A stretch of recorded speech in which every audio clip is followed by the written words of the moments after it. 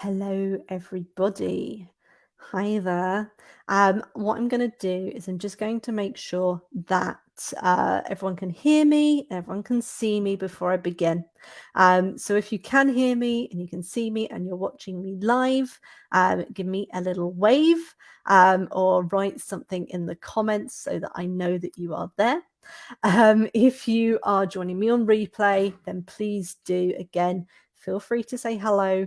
And whilst we're waiting for people to find us, please do add into those comments, when did you, for your child, if they're sitting their exams in 2022, when did you start your practice papers? Please let me know. Let me know when you started them, because it's going to help me a little bit as I go through today. Perfect. I can see that somebody is hearing me and someone is there. Hopefully you can all hear me and you can see me. As I said, I'm going to wait just a couple of minutes to make sure that everyone knows I'm here. And indeed, I know that there are some of you who have already messaged me to say that you will be watching that replay.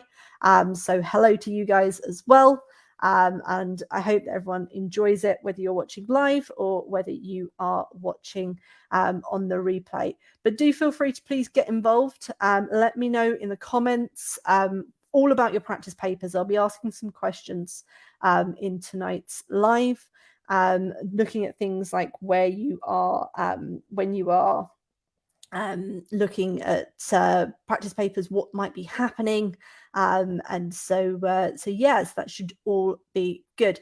What I'm going to very quickly do, because I know that there is we're live in the group, but we don't appear to be live in the event.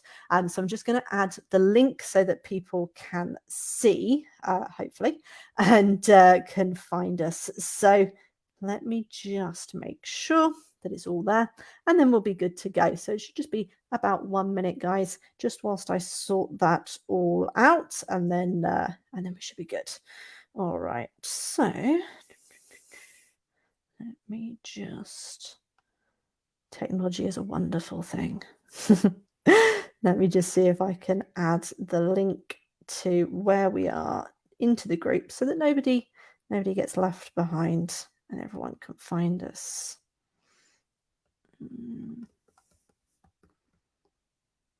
There we are. Okie dokes. All right, so as I said, I will be starting in 1 minute. If you are waiting for me to start, please do let me know, when did you start practice papers? Have you not started them yet? Are you looking online and seeing everybody say that they're started, but they're not quite sure? So do let me know, and let me know kind of where you are in your preparation process.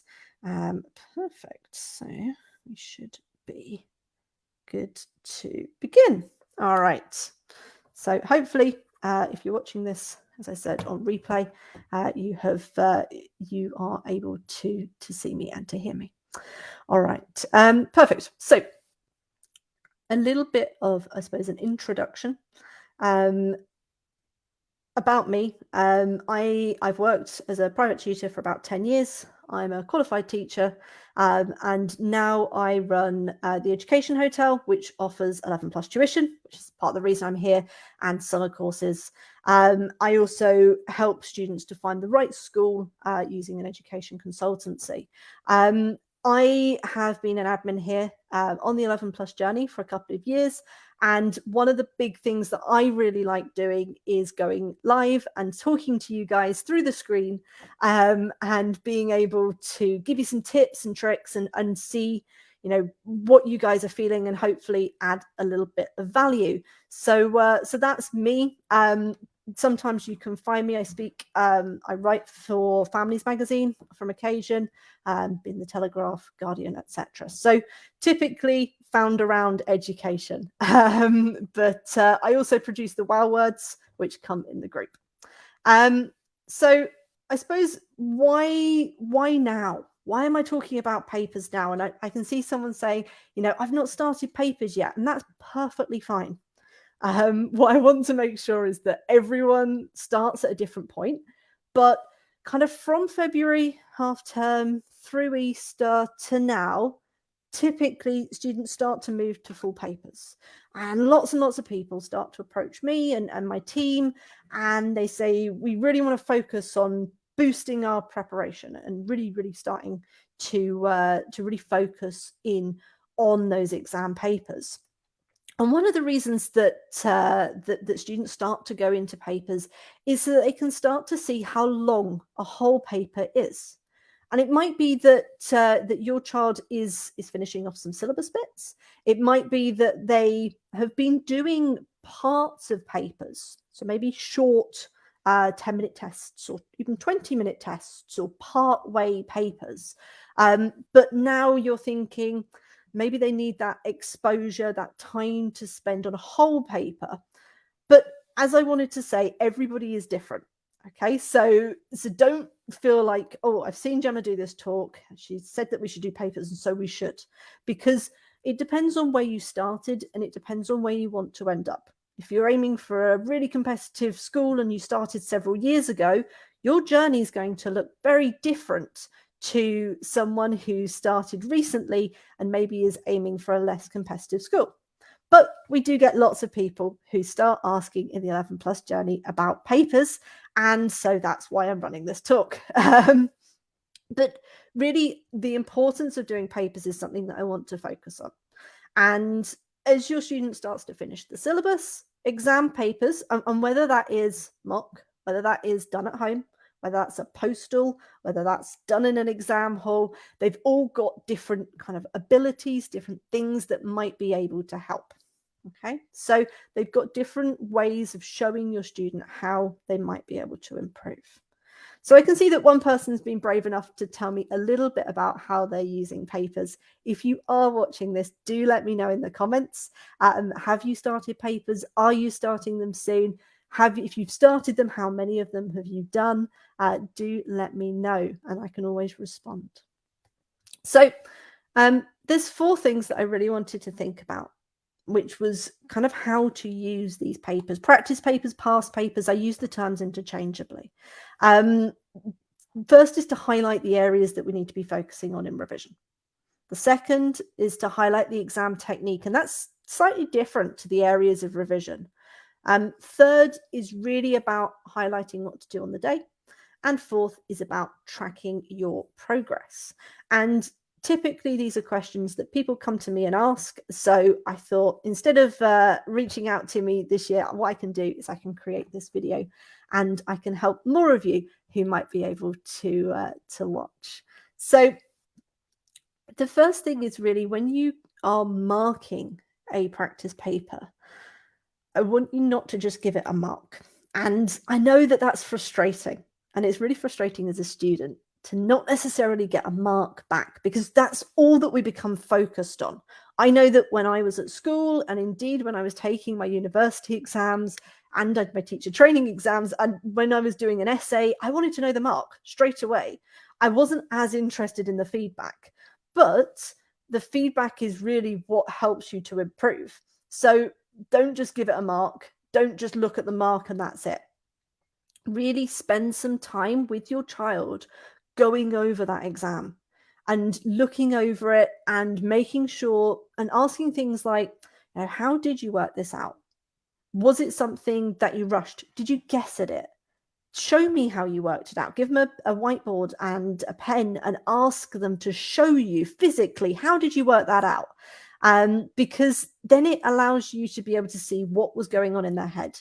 And one of the big things about 11 plus grammar exams in particular is that they're multiple choice. So we can't always tell why a child has picked something. They could have made a mistake picking the letter. They could have worked it out and then got a copying error where you look at it and then you see a completely different number when you go to mark the answer. It could be that they didn't know how to do it, and so they guessed it and it was a lucky guess. Or it could be that they eliminated, especially if they're doing something like non-verbal reasoning. Maybe they used a bit of elimination and they chose between 2 and the second one was the incorrect one. You don't know that until you ask them, until you work with them.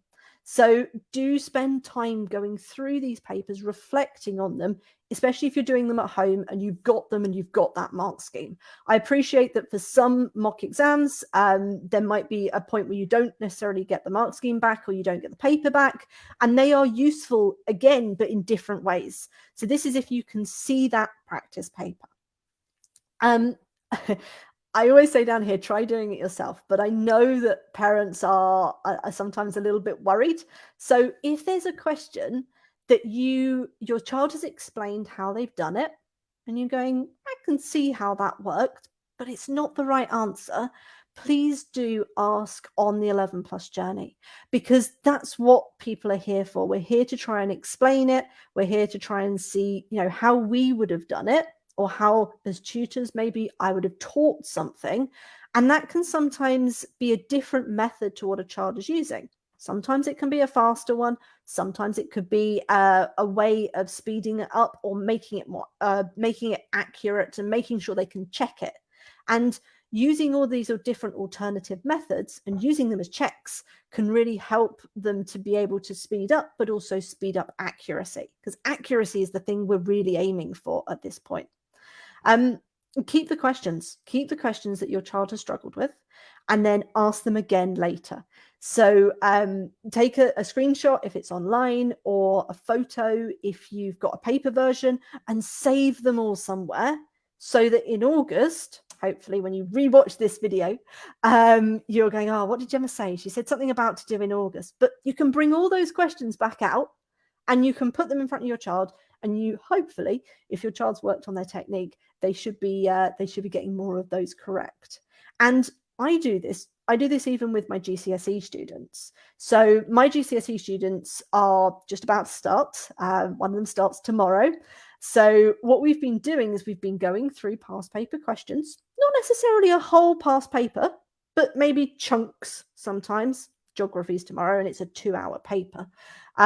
So we've been doing little bits, and then what we'll do is, if there's a question that's incorrect, take that question and I'll put it in a spreadsheet. It's got their name on it. And then I've got this big long list of all of the things that they got incorrect. And oddly for this student, I actually do all of their GCSEs. So that's the reason that I'm doing geography. I don't normally, but for this student, I kind of mentor them through everything. So it's worth keeping those questions, and for you guys, keep them somewhere online or keep them somewhere kind of at home.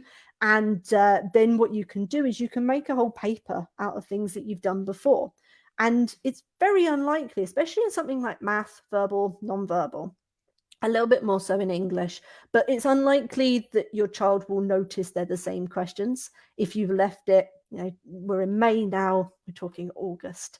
So do make sure that when you're doing those papers or question practices, you are taking the bits that you're interested in, or the bits that your student's not scoring so well in, and you're making sure that you're keeping those. So someone's asked a really great question about the regularity of papers. Do you do a paper every day? Ultimately, it depends on your child. So I know some parents who will, and I know some parents who really will do a couple of papers, and that's it. There are some advantages to doing it. There's some advantages to not. I'll take you through kind of the pros and the cons. The pros of doing papers regularly, and not necessarily every day, because I feel like every day would be quite a lot. But if you're doing something like English, math, your verbal and non-verbal, and you're rotating those, actually it's less intensive. But if you were to do something like a paper maybe every other day, then what your child sees is they see lots of different questions.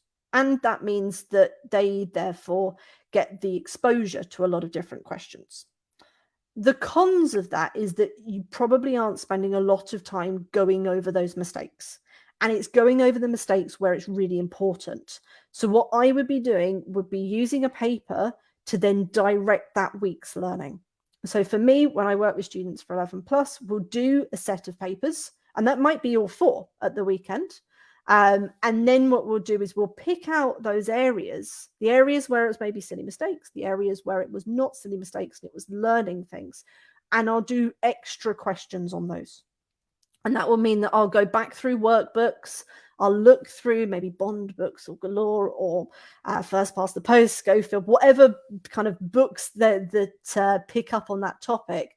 And I'll make sure that we've re-revised it. And then I'll make sure that we've done some practice questions, because that reflection is more important than simply going through.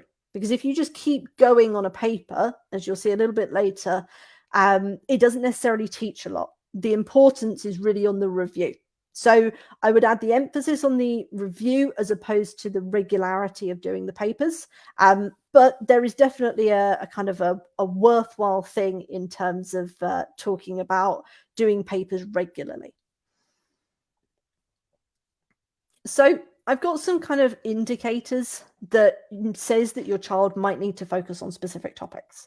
So the first thing is, if you're missing large amounts of that test paper, your child sat down, first test paper that they're doing, and they have a large amount of it missing, big chunks, you need to go back to the basics.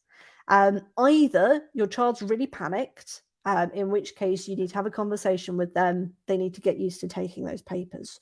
Or it says that your child is missing something and it's fairly large. So go back.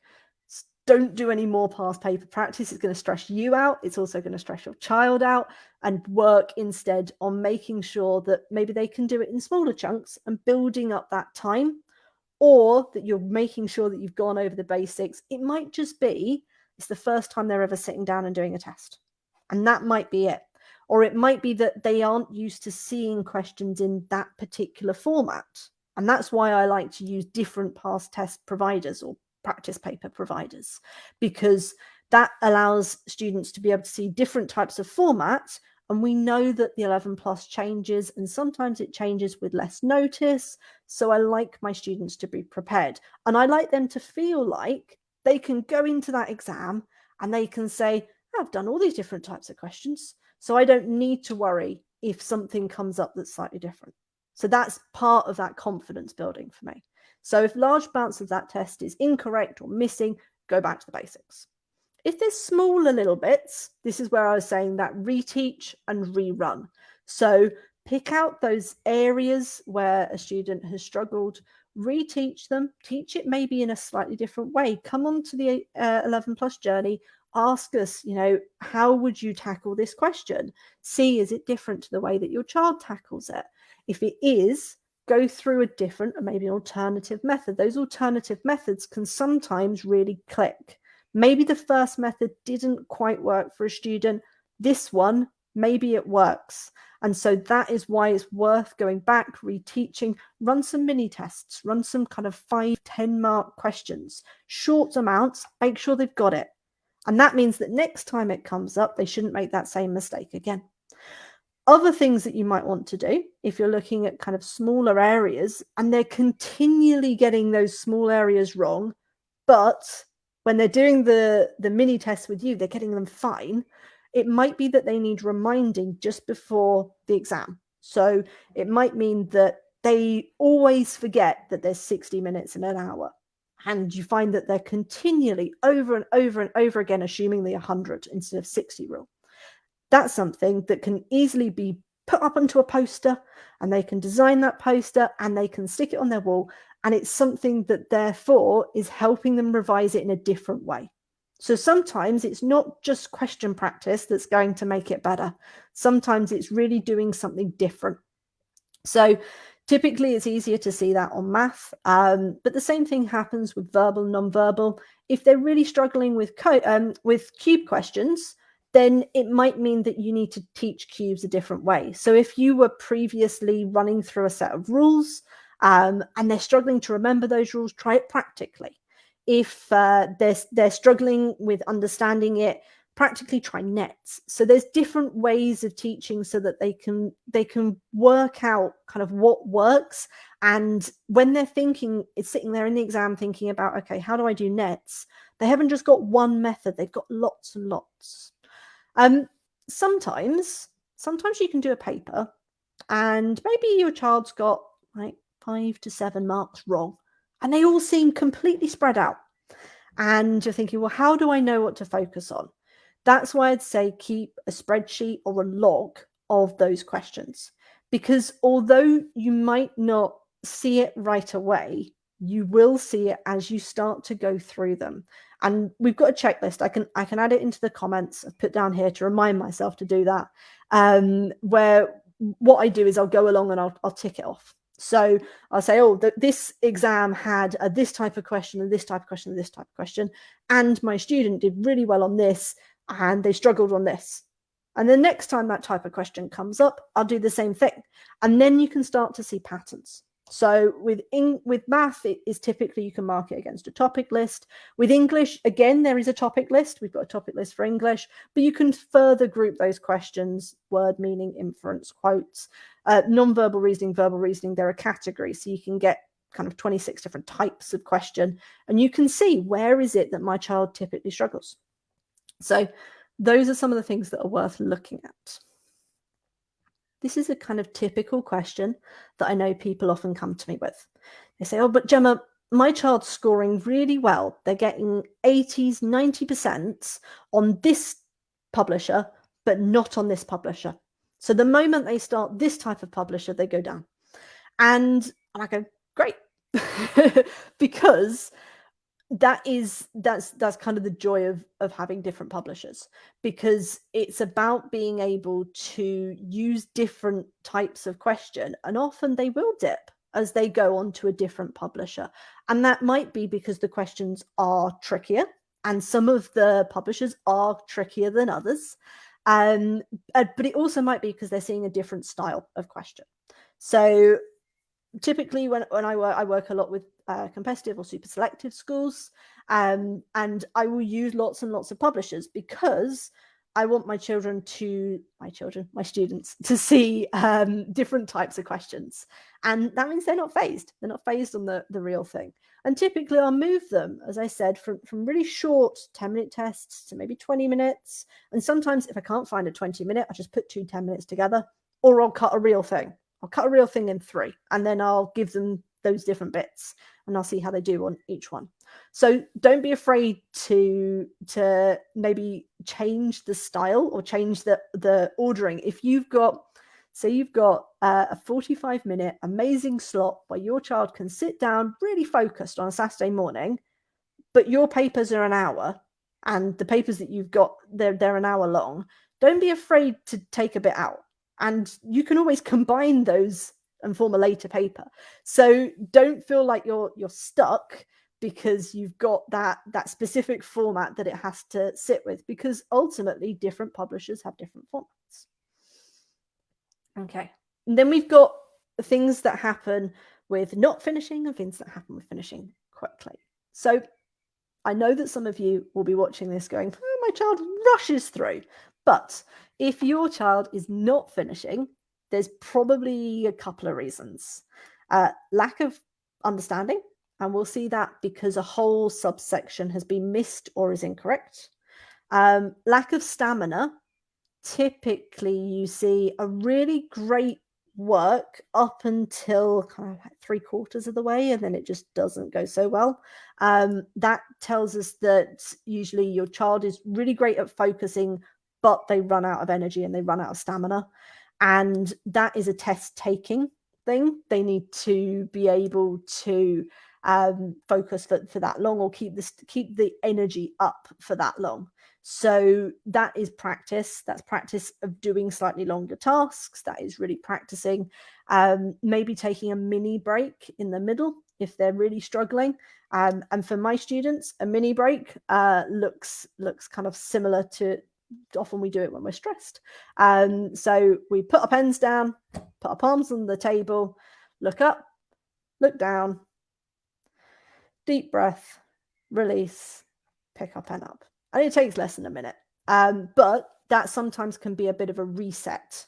And often what I'll say to a student is, you're taking 2 tests back to back, and you're going to mark where the first half is, and you're going to take that mini break. And that sometimes helps with the stamina.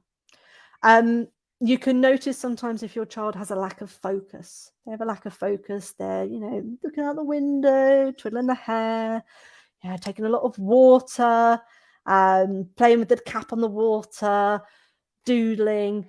you'll find that that is a focus issue. And that is, again, it's about being able to take those exams and having the maturity to take those exams and being able to sit there and know what you need to do. And sometimes that is a harder thing to do, because we've got students of different kind of ages and different maturity levels. So often with that lack of focus, it is about making sure that you can break it up for them so that they know exactly where they need to be at certain times. So if they're a kind of competitive, but maybe they haven't got that focus, you can make sure that they are aiming for certain things. They're aiming for certain marks or certain timings. That can help with that focus a little bit. And ultimately, and this is a warning, everyone finds test taking stressful. So there will be a point where your child will likely cry or panic and they won't finish. And that's fine, because that is a lesson on how we get ourselves out of panic. Because so many times, and I work with students full time, sometimes I'll live with them when I'm helping students for really highly selective independence. If I'm working with expats or people who are international, I might spend a long time with them. And I have students who will cry or will panic when they're taking an exam. And it happens in mocks too. It happens in mock exams. You get a student who will just completely panic it. And whilst nothing can be done at that time, there is something to be done afterwards. And it is about working out, how can your child deal with that panic? How can they recognize that that panic is starting and get themselves out of it? Because it will likely be that if they look at that paper when they're calm, they'll be fine. It's just that they've gotten themselves into that mental state where they're panicking and they can't see anything about it.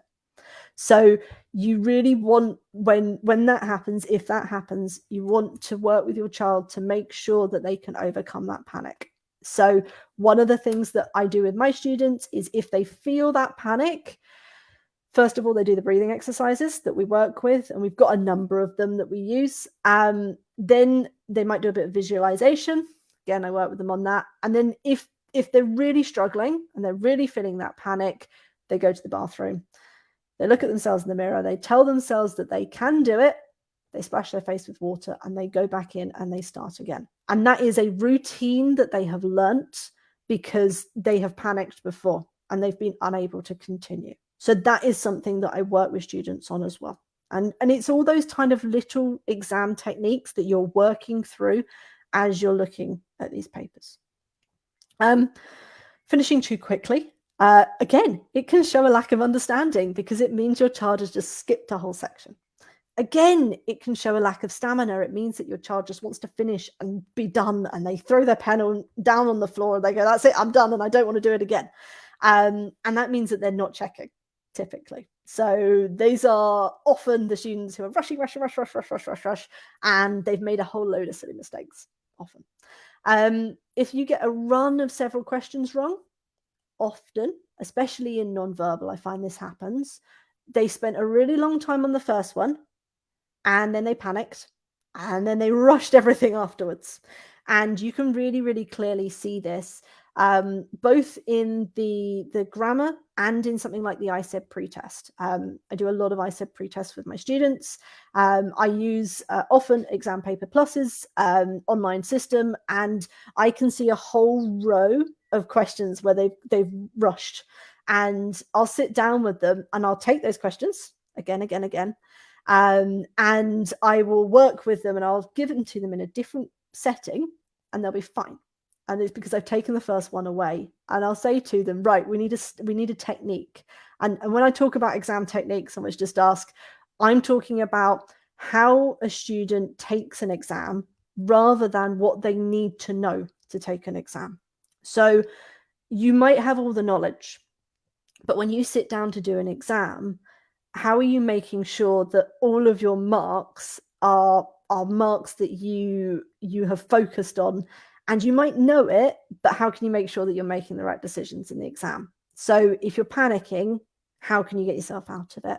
If you need to check your work, checking is one of those big things that we teach and we work on for so long, because so many students don't see the difference between looking to see if I marked an answer and checking. Seeing that run of several questions and saying, okay, that probably means that you panicked on the first one, or you spent ages on the first one and then you rushed. How are we going to deal with that?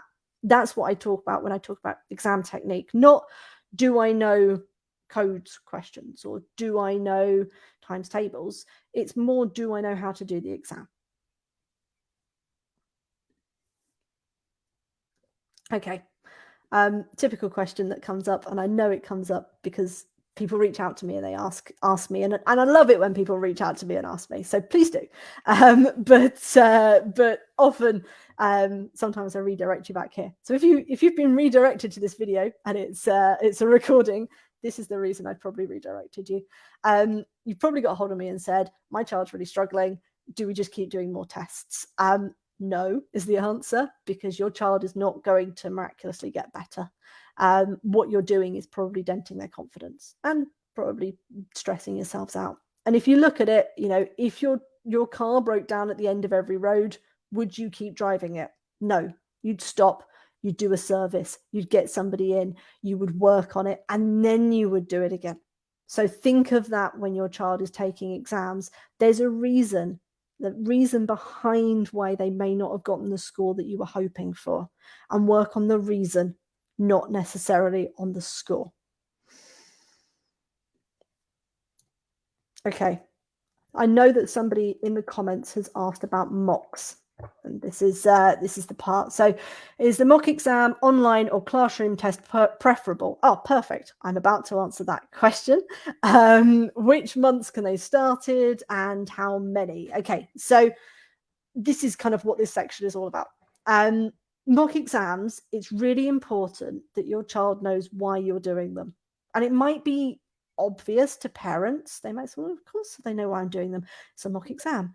But really the reason that you're doing them might not be to check their knowledge. It might be so they get the chance to do it in an environment with other students, alongside timing, and with other adults.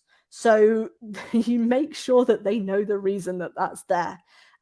Because the point of doing a mock exam might not be to look at your scores. It might well be, and I know that there are tutors and exam providers, and there are parents I know who are quite vocal on 11 Plus Journey, who did mock exams, and I know that their children didn't do very well, but it was a great learning experience because it helped them to figure out, okay, what would you do if you panic? What would you do if this happened? And actually that can be really useful. So make sure it is clear to your child. Mock exam, and how is it different to kind of practice papers or maybe postal and online mocks? And it is worth saying at this point, I am going to mention I run a summer course. It has mock exams in it. So just as a kind of blanket. So face-to-face mocks. Face-to-face mocks can really help students to understand what taking that test is like. They're physically there. How does it feel when everyone else is taking the test and they're all rustling their papers and they're all going through it quicker than you? Can you stay on task? Can you focus with all of that happening? Because actually that in itself is a skill. That's kind of a technique. So, what do you do when these things happen can often be helped with a face-to-face mock, because that face-to-face mock is about trying to simulate the conditions that your child will be in when it comes to that day. But that's not to say an online or a postal mock can't add value. And we've got online mock exams. And one of the things that we introduced this year for our more intensive summer courses is an online mock. And the reason that we did that was a mock exam or a practice paper can help us as tutors or parents to see, are the students using the techniques that you've been teaching? If you've designed that paper and you know what you've taught beforehand, and you know that is something where a student typically doesn't get it right, can you see if they're using that technique?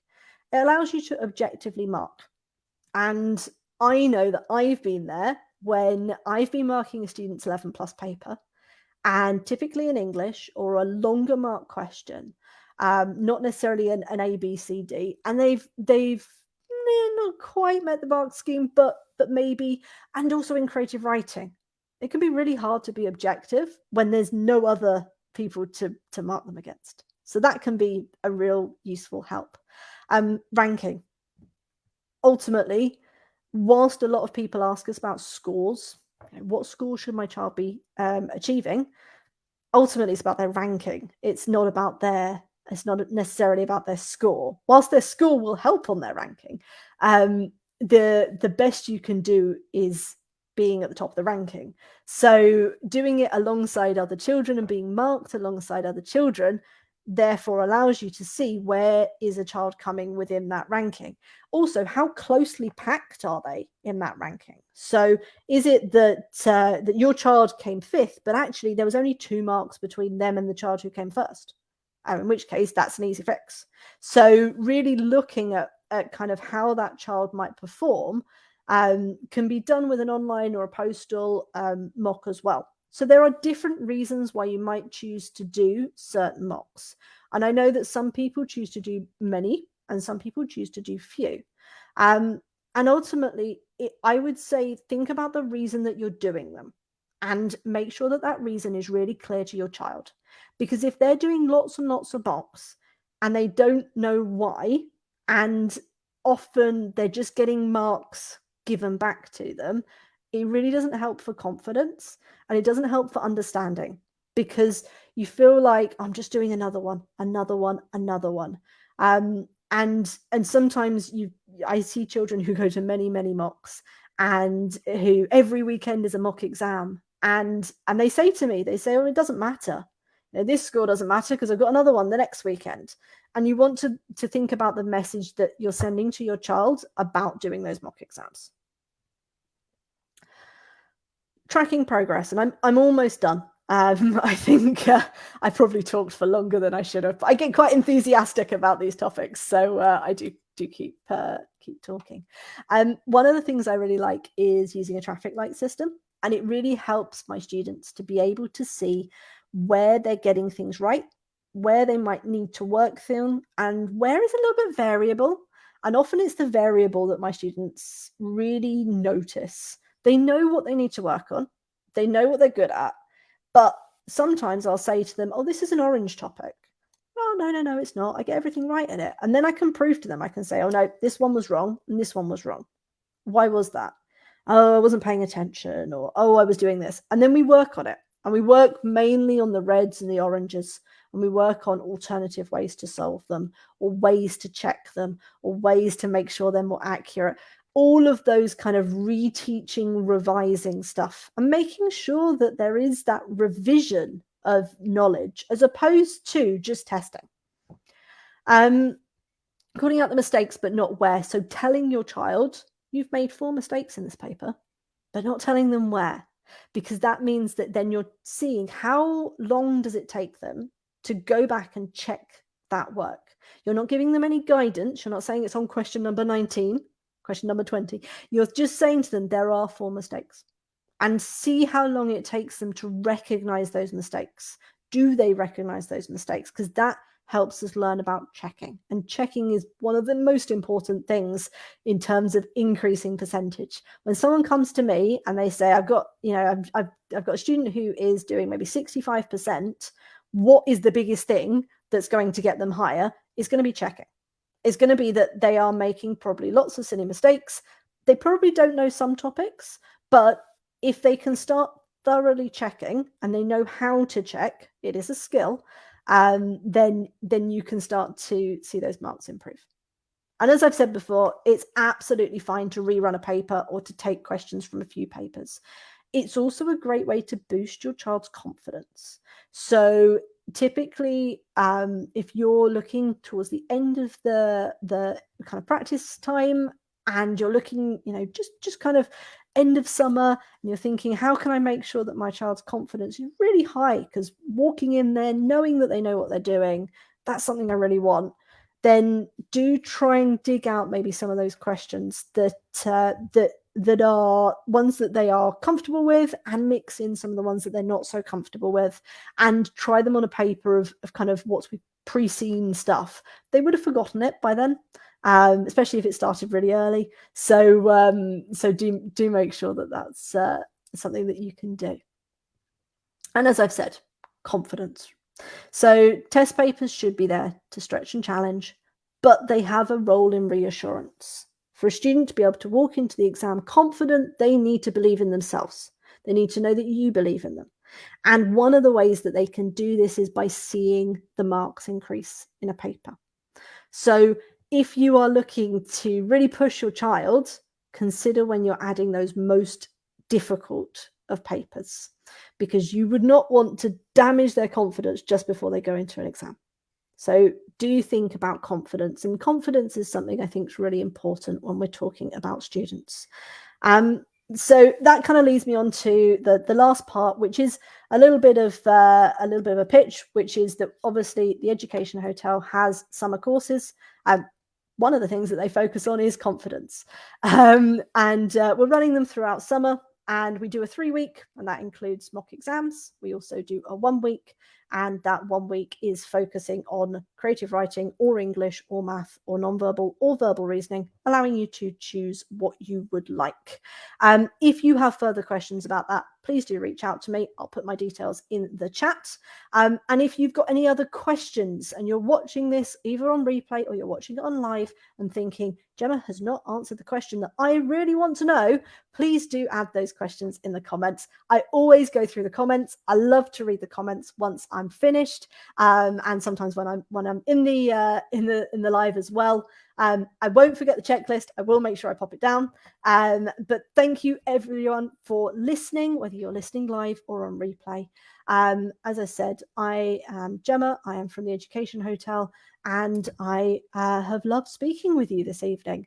So thank you ever so much for joining. And I think that's probably it from me this evening. You've probably also had enough of my speaking, so you are probably ready to close the screen and let me go.